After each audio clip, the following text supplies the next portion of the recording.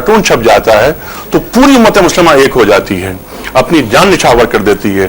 لیکن وہی رسول کریم صلی اللہ علیہ وآلہ وسلم اپنے کچھ تقاضے جو مسلمانوں پر عائد ہوتے ہیں وہ طلب کرتے ہیں تو ہم عمل کی سطح پر وہاں نہیں پہنچ پاتے جہاں ہمیں پہنچنا چاہیے. اس دو لختی کا خاتمہ کیسے ہوگا؟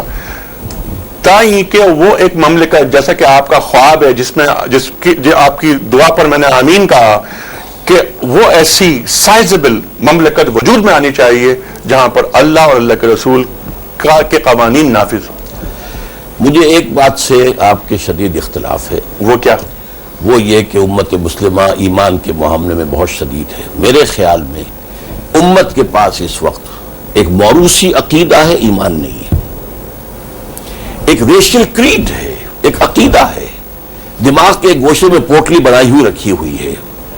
ایمان جسے کہتے ہیں یقین قلبی، جس کو کہتے ہیں کنوکشن، پرسنل کنوکشن، وہ تو نہیں ہے. اگر وہ ہو امت کے اندر تو قرآن مجید میں اللہ کا مستقل قانون ہے اور وعدہ ہے، انتم الاعلون ان کنتم مومنین، اگر تم مومن ہوگے تو تم ہی بس سربلند رہو گے، سب سے اونچے رہو گے. تو یا تو قرآن غلط کہہ رہا ہے یا امت کے پاس ایمان نہیں ہے.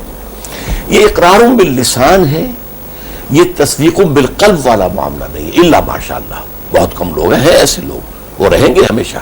لیکن بحیثیت مجموعی جو بات ہے وہ یہ ہے کہ what we have is a racial creed, not personal conviction. باقی یہ کہ ہمارے جذبات کے اعتبار سے یہ ہے کہ حضور صلی اللہ علیہ وسلم کی قرآن کی تحقیر ہو جائے گی تو گردنیں کٹوا دیں گے، یہ ایک جذباتیت تو ہے. لیکن یہ کہ قرآن مجید کی سب سے بڑی تحقیر تو ہم کر رہے ہیں جبکہ قرآن کے نظام کو قائم نہیں کرتے، قرآن کے قانون پر عمل نہیں کرتے.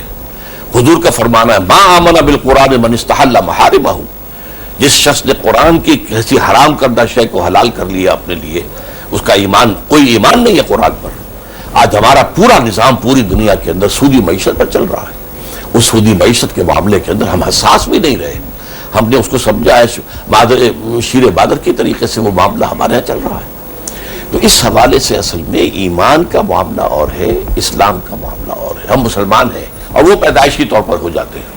وہ تو مسلمان کے گھر میں پیدا ہوا ہوں، میں مسلمان ہوں. ایمان حاصل کرنا پڑتا ہے.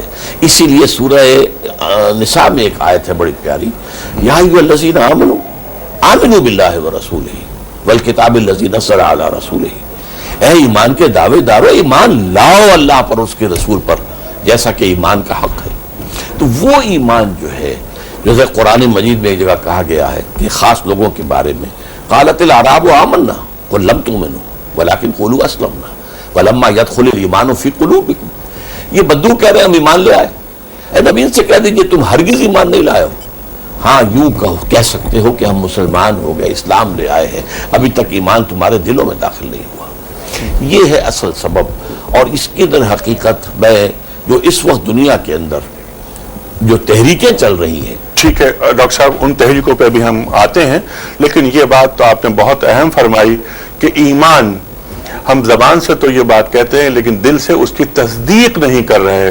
اور ایک اور بات جو آپ نے بہت اہم فرمائی کہ ایمان ایک پوٹلی کی شکل میں، ایک عقیدے کی شکل میں ہمارے دماغ میں کہیں موجود ہے لیکن اس کا اقرار نہیں ہو رہا عمل کے ذریعے. خواتین حضرات، اس وقت جانا ایک بریک کی جانب، آتے ہیں بریک کے بعد.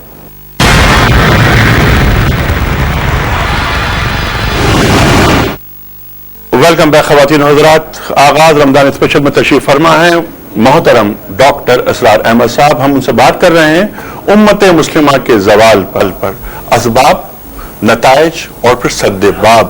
ڈاکٹر صاحب، جب ہم جا رہے تھے بریکنگ نیوز کی جانب تو بات ہو رہی تھی، آپ نے ایک بہت اہم بات یہ فرمائی تھی کہ ایمان، ہمارا ایمان عقیدے کی پوٹلی بن کر رہ گیا ہے. یہ عقیدے کی پوٹلی ایمان میں تبدیل کیسے ہوگی؟ یہ بالکل اسی طریقے سے ہوگی جیسے کہ حضور صلی اللہ علیہ وسلم نے کیا تھا، قرآن کے ذریعے سے. قرآن کو اگر واقعتاً ذہنوں میں اتارا جائے، دلوں میں اتارا جائے تو پھر اس سے وہ یقین والی کیفیت پیدا ہوتی ہے. یہ اللہ کا کلام ہے اور اللہ تعالیٰ کی طرف رغبت رکھنے والی ایک چیز ہمارے دلوں میں ہے جس کا نام روح ہے.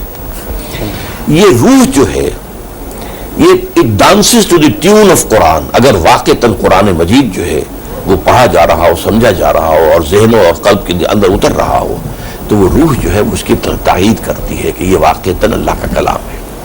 اور یہ یقین جو ہے قرآن پر یقین، یہ در حقیقت پھر محمد پر یقین صلی اللہ علیہ وسلم اور آپ کی لائی ہوئی جملہ تعلیمات پر یقین، یہ اصل میں پیدا ہوتا ہے. اسی لیے قرآن کو کہا گیا احادیث کے اندر حبل اللہ، یہ اللہ کی رسی ہے، اس کو مضبوطی سے تھامو، اسی کے ذریعے سے تمہیں ایمان حاصل ہوگا. اور قرآن مجید میں 4 جگہ پر حضور کی جو بیسک میتھڈالوجی ہے جس سے کہ آپ نے لوگوں کو بدلا ہے. یہ تو لوگوں کو معلوم ہے 313 آدمی آ گئے میدان مدد میں، یہ آئے کہاں سے تھے اور کیسے ان کو بنایا گیا تھا، ان کی شخصیت کے سازی کیسے ہوئی تھی. وہ عمل 4 دفعہ آیا ہے، یتلو علیہم آیاتہ ویزکیہم ویعلمہم الکتاب والحکمہ. اور یہ دعا ابراہیم ہے، دعا ابراہیم کا بھی ہے، اور اس کے بعد یہ کہ 2 مرتبہ اور آیا. جی ہاں. ایک دفعہ دعا ابراہیم میں الفاظ آئے ہیں، ایک دفعہ پھر اس دعا کی قبولیت کے اعلان میں آئے ہیں، پھر سورہ آل عمران میں آئے ہیں، پھر سورہ جمعہ میں آئے ہیں. 4 دفعہ یہ قرآن کے گرد گھوم رہا ہے سورہ پروسیس تلاوت آیات سے. یوں سمجھئے کہ جیسے میگنیٹ ہوتا ہے، اس میگنیٹ کو آپ اگر کوئی لوہ چون اور مٹی اس کا لکڑی کا برادہ ہو، ملا جلا ہو، علیحدہ کرنا ہو تو میگنیٹ لے آئیے، لوہا اس کے ساتھ چپٹ جائے گا. قرآن وہ میگنیٹ ہے کہ آپ اسے معاشرے میں پھیلائیں گے تو جو سلیم الفطرت لوگ ہیں، روح ہیں جن کی زندہ ہیں، مردہ نہیں ہوئی ہیں، وہ اس کے ساتھ چمٹ جائیں گے. یہ فطری عمل ہوگا، یہ فطری عمل ہوگا. اور دل جب گواہی دے گا تب وہ یقین پیدا ہوگا. وہ جو اقبال نے کہا ہے بڑا پیارا شعر، تو عرب ہو یا عجم ہو تیرا لا الہ الا لغت غریب جب تک تیرا دل نہ دے گواہی. ٹھیک. اسی لیے حضور کی ایک حدیث حضرت عمر رضی اللہ تعالی عنہ سے ہے، ان اللہ یرفع بہذا الکتاب اقواما ویضع بہ آخرین. اب اللہ تعالیٰ اسی قرآن کے حوالے سے اسی کی بدولت قوموں کو اٹھائے گا، ابھارے گا، عروج پر پہنچائے گا اور اسی کو ترک کرنے کے اس زوال سے آشنا کر دے گا. ڈاکٹر صاحب آپ کا بے پناہ شکریہ. خواتین و حضرات، جہاں گفتگو آج رک رہی ہے کل گفتگو وہیں سے شروع کریں گے. کل تک اجازت دیجیے. خدا حافظ.